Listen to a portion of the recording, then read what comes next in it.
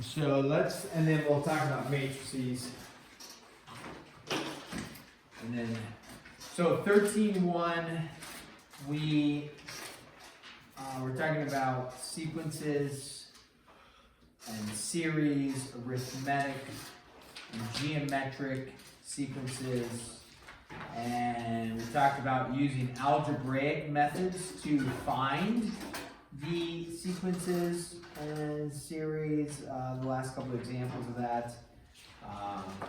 Then there's some other things like this that I'll ask you to show, like an algebraic approach. So how many Still 13.1. terms Yes. are in the arithmetic sequence, and the arithmetic sequence 18, 24, ... 336. So how many terms are in this sequence? Obviously one way you could go is just take and count them all up, right? Another route you can go, which would be the algebraic approach, would be formula route, which is, okay, t sub n is equal to t sub 1 plus n minus 1 times d. Now n stands for the nth term, right? So if you wanted to find out how many terms were in this, 336 is the last term, and that would be represented by, if the n value would represent that it was the 30th term or the 32nd term. If it was t sub 32 gives you 336, then there's 32 terms in it. If it was t sub 29 gives you 336. So it's t sub 29, then it would be the 29th term, which means there's 29 terms in it.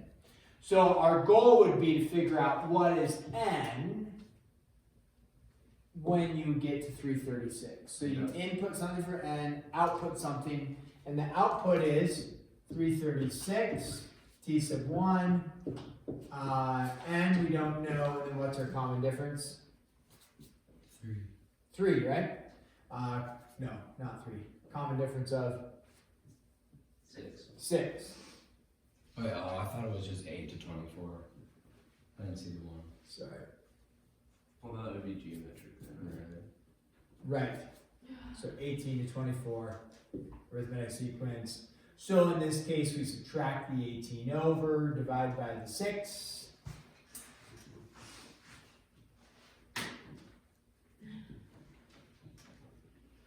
What do we get?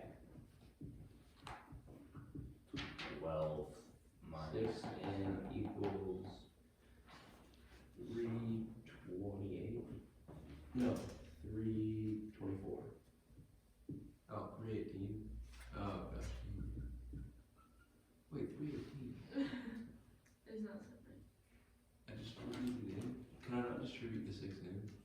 Oh, you could. Is it 20.8? I just subtracted the 18. 20.8, it wouldn't be a decimal because it has a number. It doesn't have 20.8 terms in there.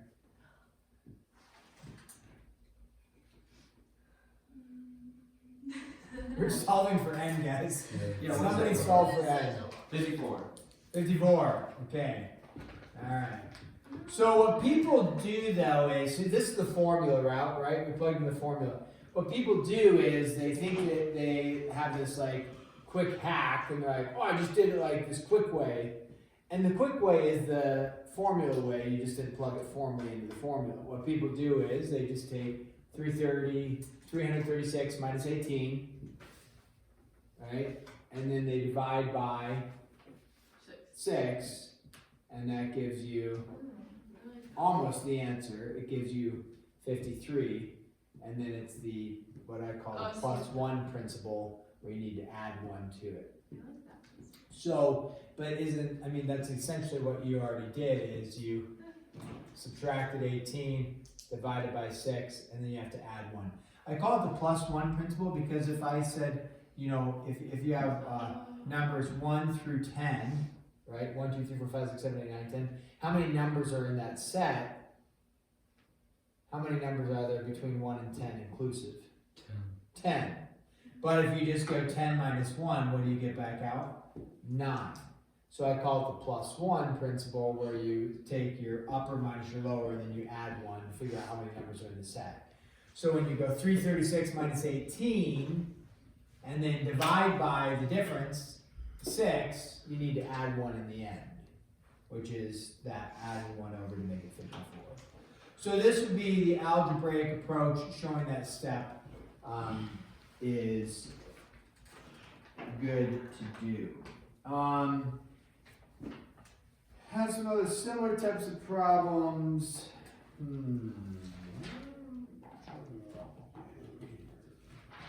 This is still 13-1. Yeah, 31. I'm just going to do one more example. Maybe just one more for right now. And I think call it good. How many?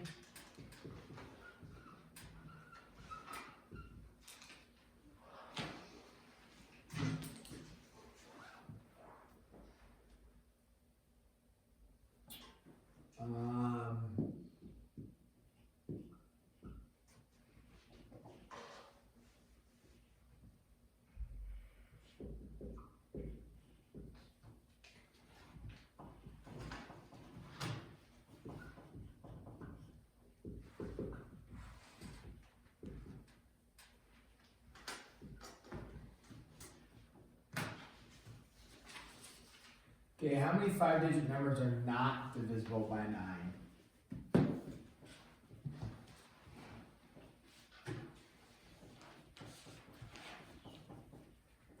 So this one, our goal is to like write a sequence and then work with the sequence.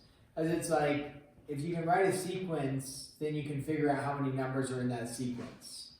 And that would be, so if we could represent this by a sequence, how many 5-digit numbers are not divisible by 9? So 5-digit numbers, what's the first 5-digit number, whether it's divisible by 9 or not? 10,000. 10,000, right? So, okay, so we understand 10,000, that's a 5-digit number. It's going to go all the way up to, what's the last digit, or the last 5-digit number? 99999. That's divisible by 9. Okay, so that's just the set of digits in there, right? Or the set of 5-digit numbers. And so then the question is, how many are not divisible by 9? So when you go to, if you were to write this, is 10,000 divisible by 9? No. Okay, so the first number in the sequence would be 10,000. Then is 10,001 divisible by 9? No. No. And then 10, so far, what about 10,002? No. No. Okay, so if you're looking at this, so far, we're writing an arithmetic sequence. What's the common difference so far? Common difference is 1, right? So then, but as you keep going, what's the first number that is divisible by 9? 10,008. 10,008? Yeah. Okay. So as you do this, right, you get up to 5, and then 10,000, 6, 10,000, 7, 10,000, 8. That's divisible by 9, right? So you skip that, and then you go 10,009. The issue is, it was like a difference of 1, a difference of 1, a difference of 1. Oh, it's no longer a difference of 1. To get from here to here, it's a difference of 2. So now your arithmetic sequence just got nixed, right? So now this is no longer a nice arithmetic sequence that you could look at to work with. So one of the things you can do, it's like the complement principle, and the complement principle is this.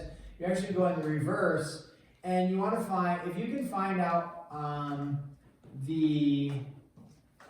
if you know the total digits, 5-digit numbers, so total 5-digit numbers, right? The total 5-digit numbers is made up of, in this example, 2 things. Numbers divisible by 9 plus numbers what? No. Not divisible by 9. So if we are looking at the numbers that are not divisible by 9, we were writing a nice sequence, but then the sequence got messed up because all of a sudden we had a difference of 1 changed to a difference of 2. It's no longer a sequence that we can work with. So if you want to find out then what about a sequence where the numbers are divisible by 9? Yeah. Well, then it's going to be every 9, right? Uh-huh. And then it's going to be an arithmetic sequence that we can deal with. So to find the numbers not divisible by 9, you take your total 5-digit numbers subtracted by, right, the numbers divisible by 9, and then you have all the ones that are not divisible by 9. So what's the total 5-digit numbers? How many 5-digit numbers are there? It's the plus 1 principle, right? So 99,999 minus 10,000 gives you 10,000. 89,000, right? This number minus this number gives you Like 89.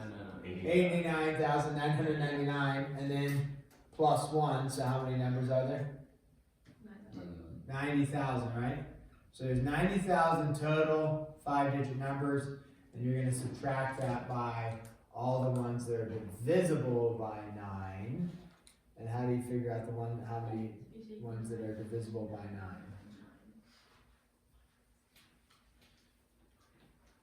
9? Wait, why'd you pick 90,000? Would it just be, That's the total 5-digit numbers.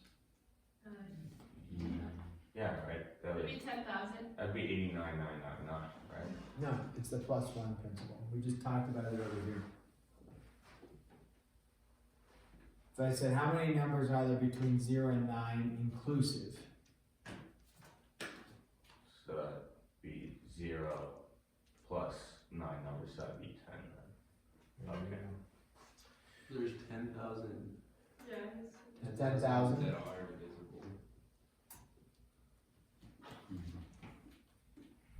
So there's 80,000. Oops, 80,000. Okay? How'd you figure out the 10,000 that are divisible? I did the algebraic. Did the algebraic method, Add 1. and then added 1. Well, yeah. You got So yeah, and you could write a sequence, like if you wanted to, for divisible by 9, 10,008, right? 10,018. I'm sorry, not 18. It's divisible by 9, so you gotta go 9 more from there. 1,017. 17, all the way up to, we know the last one is what? 9,999. And so the question is, this is T sub n, right? Just like we did over here, we could do the same, it would be the same thing that we could do with this sequence right here. And that would be the 10,000. So, okay? So, have that ready by Monday. Okay, let's cruise into talking about matrices. And so have your calculator out and ready. Your graphing calculator will be of benefit for you. You can see on here that we have a connection or a chapter 14 chunk and a chapter 12 chunk. So 2 different things. Matrices review. This would be a quick review. So hang on. Matrices are always described as rows by columns. Okay, and so if I have matrix A, and I would describe it as like a 3x2 matrix, like that. Okay, in a 3x2 matrix, matrices are just a way to organize information into a matrix. And so it takes data and organizes it into a matrix and makes it usable for different types of solving problems and things like that. So here's matrix A, 3x2. It's rows by columns, so this would have 3 rows and then 2 columns like that. And so row 1, 2, and 3, and then column 1, column 2. And these are the elements of it. The elements could be fractional, they could be 0, they could be decimal, 0.6, something like that. So that would be a matrix A, rows by columns. That's how you would write a matrix. Does that ring a bell? Writing, or the visual at least of it? Okay, when you add matrices together, matrices added together, simply they have to have the same dimensions when you add or subtract. So if you're going to add a matrix, like a 3 by 2 would have to be added to a 3 by 2. And so when you add matrices together or subtract them, actually let's do a subtraction one. You know, I'll just make an easy one. 1, 5, 9, 7, negative 2, 4, 3, 1. When you add matrices together, you take element, row 1, column 1, and you combine it with row 1, column 1. So a 2 by 2 matrix subtracted by a 2 by 2 matrix is going to be a 2 by 2 matrix for its final value right here. Okay, so the final value would be, in this case, 1 minus a negative 2, which would be 3. 5 minus 4 is negative, positive 1. 5 minus 4 is positive 1. 9 minus 3 is 6. 7 minus 1 is also 6. There you go. That's your matrix. So that's adding. When you go to multiply matrices, also let me throw up there, if you had, let's say you had a number right here, 5. This is like vectors, scalar multiplication. You would take the 5 and just distribute it into all the parts first. That's called scalar multiplication, just like vectors. Okay, so I'm not going to show one like that, but you could recall just taking 5 into there, and there, and that would become then, if you left the negative on the outside, it would be a negative 10, 20, 15, and 5, and then you would subtract all the elements. Okay, when you multiply matrices together, if you recall, matrices multiplied together, the inner dimensions have to be the same. So if you have a 3 by 2, let's say 1, 5, 0, 3, negative, I'm sorry, a 3 by 2 I said. So negative 1, 0, and 7 like this. So if you have a 3 by 2, because it's 3 rows by 2 columns, so a 3 by 2, if you're going to multiply matrices together, it has to be multiplied by a 2 by something. So as long as it has the inner dimension. So this right here has to be a 2. It can't be anything else. If it's something else for the inner dimension, then it does not work. That's why matrices are not, multiplication is not commutative. You can't swap them around. Now, it could work if there's a 2 by 2 by a 2 by 2, then you could swap them around and be okay. But they're not commutative because if this is a 3 by 2 and this is a 2 by 2, if you swap these, it would then be a 2 by 2 times a 3 by 2. The inner dimensions don't match, it does not work. So your inner dimensions have to match, and when your inner dimensions match, then your new dimensions are the outside. So a 2 by 2. So if I put here 1 and then 2, 6, 4, make that a negative like that. Okay. So when you go to multiply these together, now when I say have your calculator ready, the expectation is that you could plug these into your calculator and then multiply them. If you choose to do the longhand method, that's fine. I'll show you briefly how to do that. But you would, with multiplication stuff, usually that would be a little easier to do with your calculator. So in this though, if you choose to do it out longhand, you would take, as you recall, row 1, and that's going to multiply to column 1, and that's why you have 2 here and 2 there. And so you would go 1 times 1 plus 5 times 2, and so that new matrix would be the 1 times 1 plus 5 times 2. Right here, 1 and 1, 5 and 2 match, and then you would go 3 and 1 goes to 1 and 2, so 3 times 1, and then plus a negative 1 times 2, negative 1 times 2, and then 0 times 1, 7 times 2. 0 times 1 plus 7 times 2. And that would give you your column 1. And you get your column 2, you would just take row 1, column 2. So negative 6 plus 20 is 14. I'll just simplify here. And then you go 3, negative 18, minus 4, negative 22. And then 0, 7, 0, and then 28 is 7 times 4. Like that. Now on your calculator, if you recall, on your graphing calculator, which we'll show here, do you remember what button you would go to? Because I think we talked about it briefly in Algebra 2. But yeah, the matrix button, I'll try to show this on the recording here. So you just go to your matrix button, you go second and matrix button right there. And then you would have all these matrices and you're going to edit. And the edit, you're going to make the first matrix a 3 by 2 matrix. And then you're going to enter the elements. What did we say? 1, 5, 3, negative 1. I'm just plugging in. Make sure to do negative 1, not minus 1.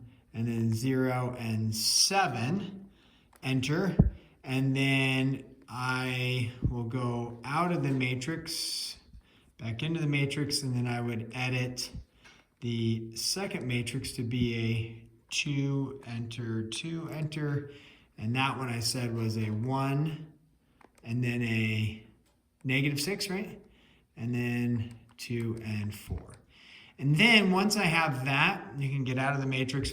You can go back into the matrix and say, I'm going to take matrix A, hit enter, times matrix B. Remember the order matters.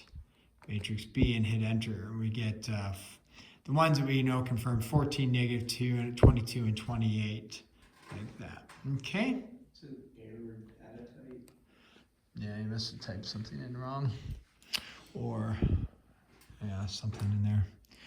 Now, the other thing with that underneath matrix is, do you remember determinants? Okay, so under matrix, you can have operations. Oops, I'll bring that into focus there. You'll have underneath math, you'll see the DET, that's the determinant. Also here shortly, we will talk about the RREF right there. Eventually we'll talk about that. That one will be beneficial. And then the determinant right there, we're going to talk about right now. So determinant of matrices is, determinants are used to find, to solve equations with matrices. If you recall, for a determinant is, so if you have a matrix, let's use a 2 by 2. Determinants only work with square matrices. What would a square matrix be? 2 by 2, 1 by 1. 3 by 3. 6 by 6. Right, 6 by 6. So 1 by 1 actually doesn't have a determinant, but that is a square matrix. But a 2 by 2, 3 by 3, 4 by 4. The 2 by 2 determinant is really easy.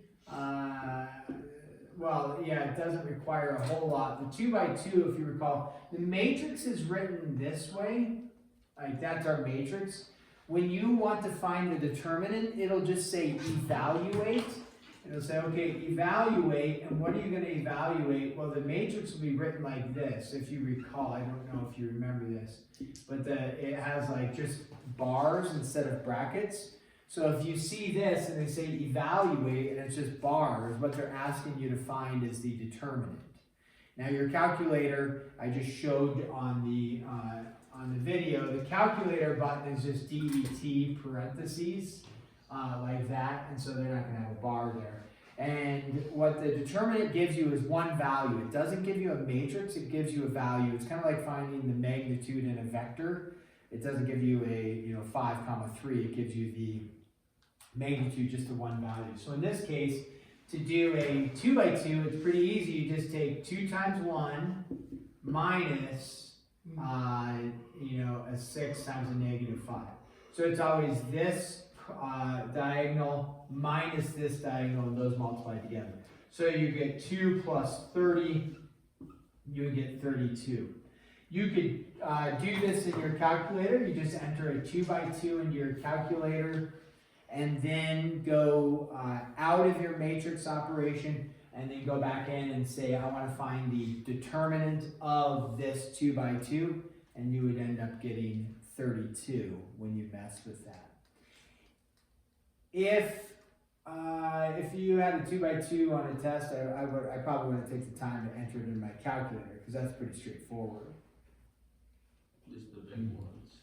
When you get to a 3 by 3, if you recall, and I'm not gonna make you guys do the work of these things with like a 3 by 3, you can absolutely just use your calculator.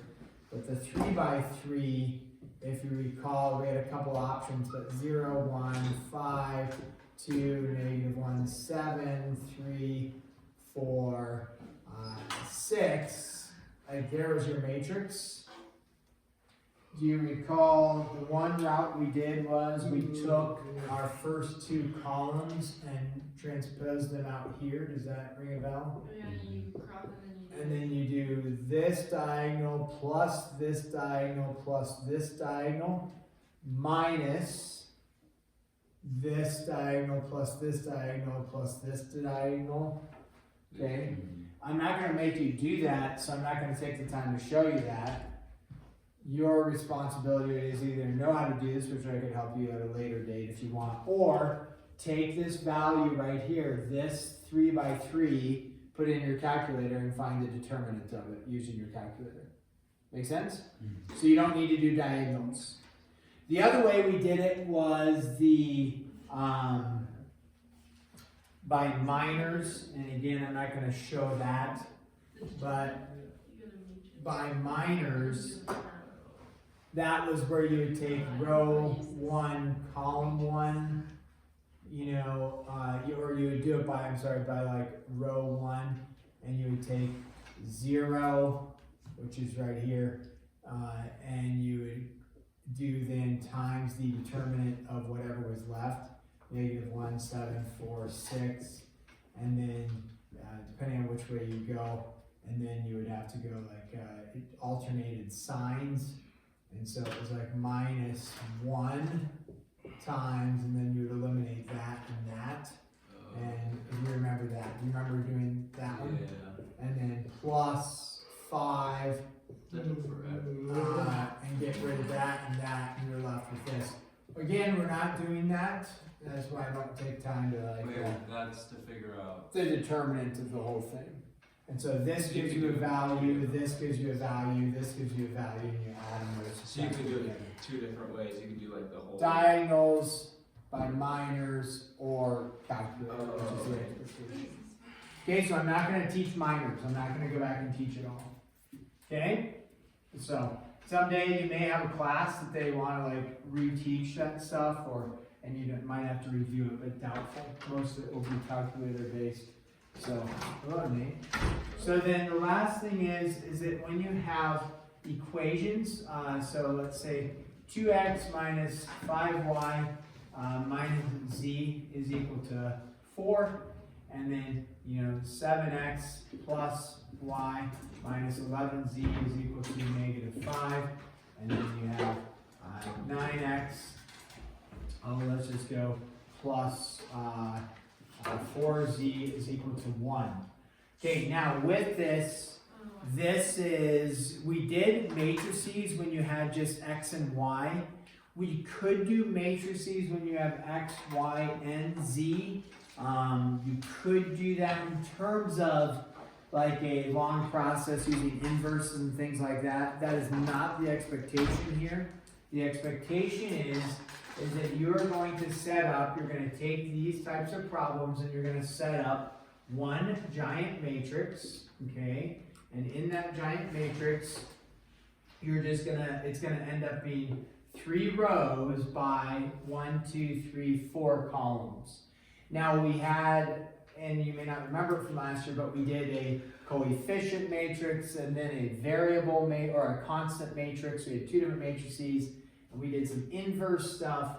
That's not the goal. The goal is just to write one matrix in this case, and we will solve for x, y, and z. Now, if they have no y value listed on that bottom equation, what's the value going in for your matrix? 0, like this. So it's going to be a 3 by 4. Now, you are going to enter that in your calculator right now. We're going to have, the bell is going to ring here shortly, but we'll finish this one up. And then if you do have some questions as you're going and reviewing these, we can definitely, I can help you briefly on them. So I'm just going to go and I'm going to edit this one. Go back into matrix. What is going on here? I'm really botching this. Okay, clear that. Second matrix, I'm in my matrix. I'm going to edit, and this is going to be a 3 by 4. 3, I'm just going to go over here by 4. And then I'm just going to enter my elements. 2, -5, -1, 4. Once you have your elements entered, 9, 0, 4, and 1. Okay, once you have your elements entered, what you're going to do is you are going to go to math, and then you're going to go to RREF, which was way down at, you go back into matrix, into matrix underneath math under matrix, and you find RREF, which stands for row reduction echelon form, and then you're going to plug in the matrix that we want, which was matrix A in my case, and then you hit enter, and that gives you your values of x, y, and z. So x is -0.043, y should have been -0.8865, and z was 0.3466. If my numbers were entered correctly in your numbers. RREF, row reduction echelon form. But these aren't due Monday. We can review anything a little bit here and there. Do we have to do the matrices homework? Optional, but it will be on the test. So then it just goes from this to y.